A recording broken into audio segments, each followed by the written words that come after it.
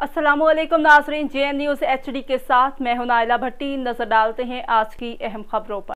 रावलपिंडी से bureau chief Chaudhary सदाकत अली बसिलसिला 12 मुहर्रम हराम मरकजी जुलूस डेरे क़यादत सैयद मजलूम हुसैन शाह कासमी बड़खाना चौक से जुलूस बरामद हुआ, जो कि अपने मुतालिका रास्तों से गुजरता हुआ ढोक सैयदा चौक में पहुंचा।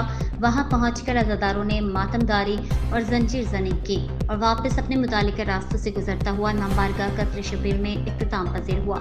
रावलपिंडी इंतजामिया SP ASP SHO थाना रईस कोर्स SHO थाना रे बाजार SHO थाना वेस्टर जबमा अमला भरपूर सिक्योरिटी के फराइज सर अंजाम दिए। इसके अलावा 112 ट्रैफिक पुलिस और स्पेशल सिक्योरिटी रिस्पॉन्स कमेटी, जिसके ज़ैर क़यादत chief coordinator miss Shamim, chairman Farooq Jameel, senior vice chairman Shaukat Hayat, vice chairman Mumtaz Hussain Shah और बाकी मेंबरान ने भरपूर ड्यूटी सर अंजाम दी।